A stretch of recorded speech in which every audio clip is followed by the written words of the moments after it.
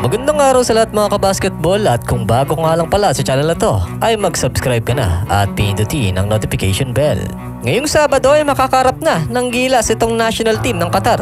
Ito nga ang Doha International Cup 2025. So bali 4 na team lang sila rito, no? Bukod nga dito sa Qatar ay makakalaban nila itong Lebanon at ang Egypt. So dito nga sa unang laban ng Gilas kontra nga rito sa Qatar ay mag-uumpisa nga ito ng 1:30 AM. Madaling araw nga dito sa atin, no, sa Pilipinas nitong Sabado. At dito nga sa roster ng Gilas ay pang tatapat nga, no, dito nga sa Doha. Dito nga si Justin Brownlee ang natural ace player na gagamitin ng Gilas. Chris Newsom, Dwight Ramos, Scottie Thompson, Carl Tamayo. So Kevin Kiambao, no, nandito pa rin. Pero I'm not sure, no, kung siya ba ilalaro dito. Kasi nga kasalukuyan ay nasa Korea nga ito. CJ Perez, Calvin Optana, Junmar Pajardo, Japit Aguilar, Mason Amos, Jamie Malonzo, no, at AJ Edu syempre. So alam nga natin hindi na makakapaglaro muna ito si Kai Soto, no, dahil na-injury nga ito. Kaya saktong-sakto na may AJ Edu, no, nasasapo sa kanyang pwesto. Plus sa nagbabalik na athletic winger, no, na si Jamie Malonzo.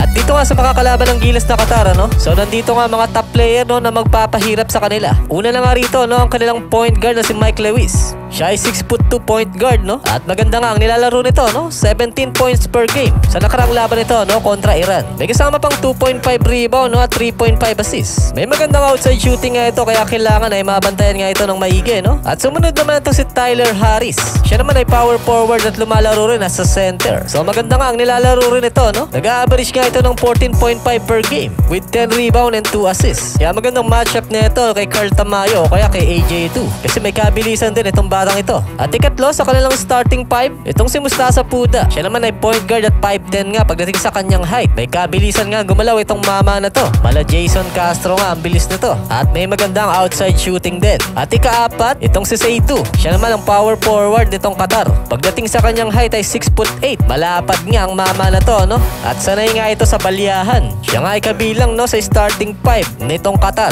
At pang-5 itong si Muhammad Abasher, no? Siya nga ay bagitong manlalaro nitong Qatar. Forward nga ang laruan nito, no, at 6'7" pagdating sa kanyang height. So medyo may pagka-athletic ito, no? Kaya siguradong makikipagsabayan dito sa mga wing ng Gilas, no? So yung mga binanggit ko, yan yung mga top 5 player nitong Qatar. So hindi na nga ito yung dating Qatar na tinatambakan lang ng Gilas, no, dahil naiba na nga rin ang lineup nito. Kaya naman sa laban na to ay mananalo kaya ang Gilas. Ano ba sa inyong palagay? Mag-comment lang ng opinion at babasahin natin yan at pag-uusapan.